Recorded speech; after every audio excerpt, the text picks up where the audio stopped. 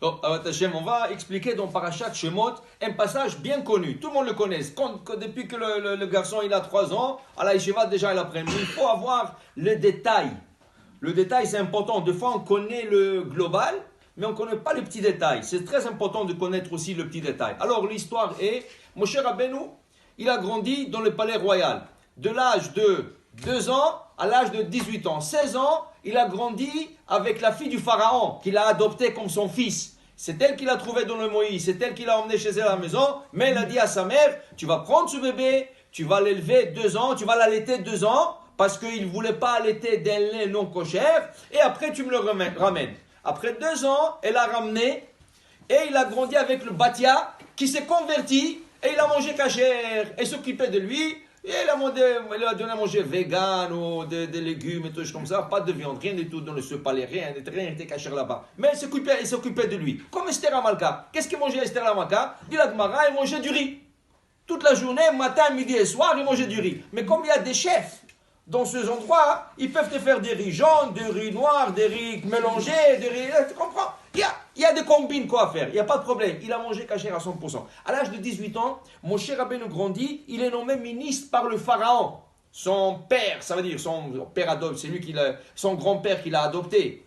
Alors il est nommé ministre. Alors il a dit, j'ai tellement entendu sur Am Israël, qui sont oppressés, qui sont maltraités. Je vais voir, il n'est jamais sorti. 16 ans, il n'est jamais sorti.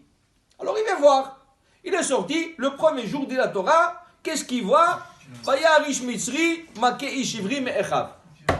Il voit un Égyptien en train de frapper un Hébreu. Il dit, c'est pas possible. Qu'est-ce qu'il lui a fait? Il fait un kovako, il regarde à gauche, à droite, il n'y a personne, tach, un coup de poing, il a fini avec lui, il a creusé, il a mis dans la terre. Ça, c'est son face. Mais qu'est-ce qui se cache? Obligé de voir Rachid. Rachid dit, ce qui est arrivé, cet Égyptien-là, il a mis l'œil sur la femme de cet Hébreu. Pourquoi? C'était la seule femme qui n'arrêtait pas de parler. Papoteuse. Bonjour, comment ça va? Comment ça va ta femme? Comment va ta grand-mère? Qu'est-ce qu'il a fait ton fils? Il a réussi l'examen?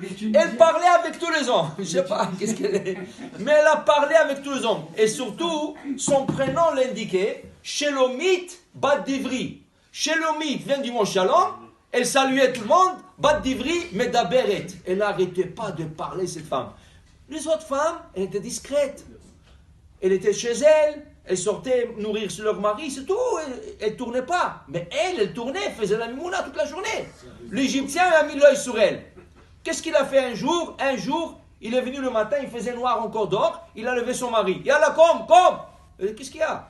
Il fait noir encore, c'est pas... Moi, je suis dans l'ordre. Comme, sors, va travailler là-bas. L'autre, il est pauvre, il n'a pas le choix. Il n'a pas le choix, il est sorti. L'autre, il est rentré dans le lit, que c'était noir, il n'a pas vu. Elle pensait que c'était son mari, elle était avec lui. Elle est tombée enceinte de cet Égyptien. Maintenant, quand il est sorti, l'autre, il a dit, mais il n'y a personne, qu'est-ce que je fais là?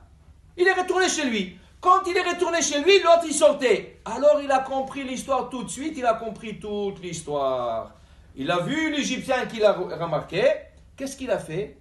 Quand c'était le moment de travailler, il s'est concentré sur lui. Chaque fois, tu as bougé, tard. Tu as fait, tard. Il lui frappait sans raison. Pourquoi? Parce qu'il a vu avec sa femme.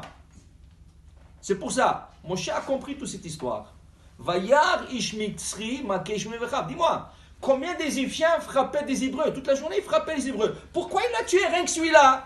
Parce que dit Rashi, il lui a frappé sans raison. Il lui a frappé quand il avait tort. Et tu le frappes encore, tu n'as pas honte? Tu lui as fait ça, tu étais avec sa femme et tu le frappes encore? Il a regardé à gauche à droite. Il est regardé dans les annales de cet Égyptien. Est-ce qu'il y a quelqu'un de bien qui est sorti de lui? Ou allô? Est-ce qu'il y a quelqu'un quelqu'un de bien qui va sortir de lui? Rien du tout. Alors, il l'a tué. Comment il l'a tué? Dit Rashi, il lui a dit un nom sacré, il l'a tué. Et là, il l'a enterré. Très bon. Ça, c'est scène numéro 1.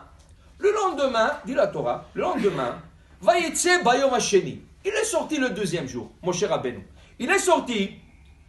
Vinesh ne anashim ivrim nitzim. 2 juifs qui se bagarrent.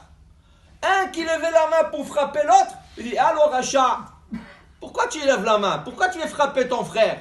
Elle dit, ah, tu veux me tuer aussi, moi, comme tu as tué hier l'autre? Tu crois qu'on n'a pas vu ça? Tout de suite, les deux, ils se sont mis d'accord, ils sont partis chez le pharaon, ils étaient en train de se bagarrer. Ils se sont mis d'accord, ils sont partis chez le pharaon, dire, ah voilà ton fils là, ton petit-fils, il a tué un Égyptien hier. Il a fait une investigation, Paro voulait tuer mon cher Rabbeinu. Il dit, maintenant je comprends pourquoi ils ont ce problème, ils ont la langue, la shonara. La shonara. Maintenant, qu'est-ce qui est arrivé le deuxième jour? Qu'est-ce qu'ils veulent ceux deux-là? C'était le même. Qu'est-ce qui est arrivé? Celui qui a vu sa femme avec l'Égyptien, le lendemain, veut la divorcer. Il dit, je ne peux plus vivre avec toi. Tu es avec l'Égyptien, je ne vais plus rester avec toi, tout ça. Elle est partie voir son frère.